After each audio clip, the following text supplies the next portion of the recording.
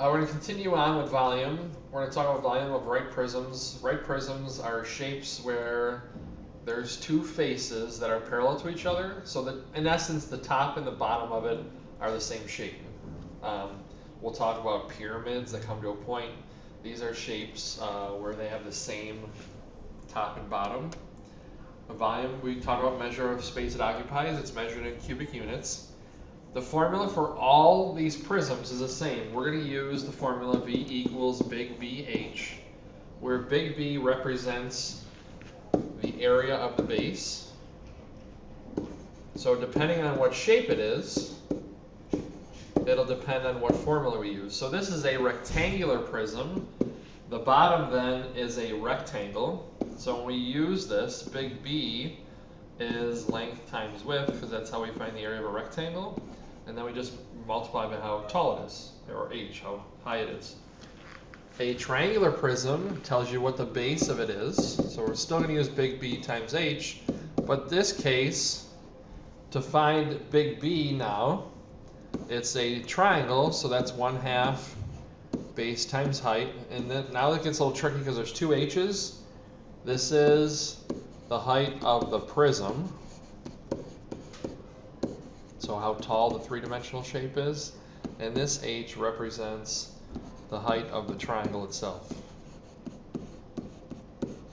So when we do some of these, you'll see the difference between the two. Question number 1, that's a rectangular prism because this side right here is the same as this. So V equals big BH. I'm going to use length times width for big B. This is the length, this is the width, this is how high it is. So 6 times 4 times 4, which gives me 96 meters cubed. Number 2, this is the length, this is the width, this is the height. So again, big B is length times width times h. So 4 times 2.5 times h is 4 3/4. Remember, we learned how to use fractions in our calculator. That'll make this a little easier. When we multiply those together, we get 47.5, and it's feet cubed. So number 1 and 2 are both rectangular prisms because the top and bottom is a rectangle. Number 3 and 4 are a little different. 3 and 4, these are triangular prisms because this shape now is a triangle, and you'll notice the back of it is the same size, so that makes it a prism. So the big B in this case is 1/2 base times height, that's the triangle part of it, times h, how tall the shape is. So looking at the triangle itself, the base is 7.2. The height of the triangle right here is 9. And then the prism itself from triangle to triangle is 3. So that's how high the prism is. So I would multiply these. Again, having your calculator would make this a little easier. 97, we're going to round to the tens place, 0.2 meters cubed. Number 4 is the same shape. So 1/2 base times height, that's the triangle part of it.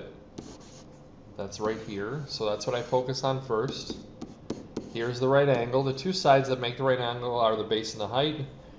So 9.6 times 4.8, and then I look at how high the prism is from triangle to triangle. That's 15. I multiply those all together, and I get 345.6 inches cubed. So it's the same idea. Keep in mind that a prism can be any shape really. It could be a pentagonal prism and a trapezoidal prism. The only thing that changes is where big B is. We continue on to the next page. Show that the following figures have equal volumes. So what it did was it took, this is a triangular prism, it took the top of it off, cut the triangle part into two pieces, and you'll notice these two pieces right here are the triangle split apart. So we'll find the volume of this first, the triangular prism. 1/2 base times height times h. So the first thing we do is focus on the triangle part. Right here, that's 8 and 9. And then times how tall it is, that's 8. So we get 288 centimeters cubed. That's for the triangular prism.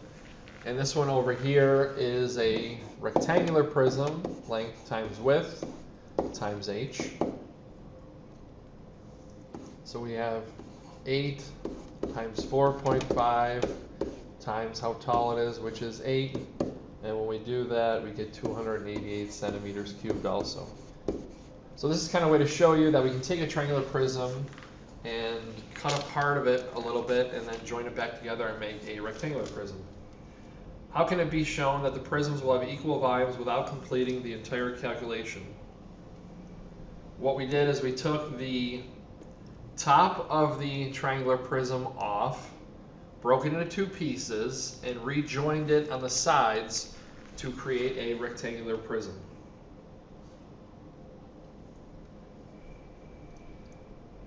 Calculate the volume of the following prism.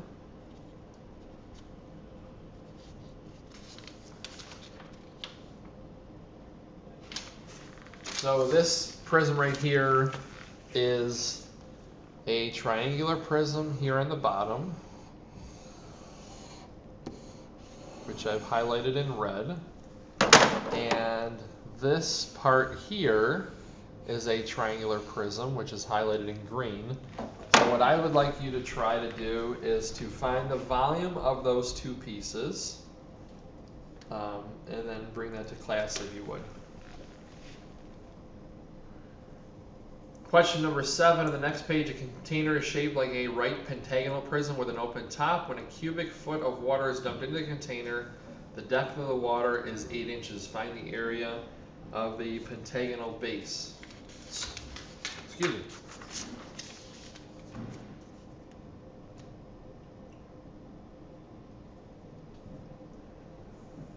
We're going to actually skip over this question. There's some more information that we need to know to do that, so we're going to skip that for now. Number 8, 2 containers are shaped like right triangular prisms, each with the same height. The base area of the larger container is 200% more than the base of the area of the smaller container. How many times must the smaller container be filled with water and poured into the larger container in order to fill the larger container? Actually, we're going to stop here, and then what we'll do is we'll continue this in class. The rest of the questions are a little advanced. I just wanted to get the general idea of the beginning of the lesson of just finding the volume of those prisms before we start talking about some more advanced questions. So we'll continue the rest of that class.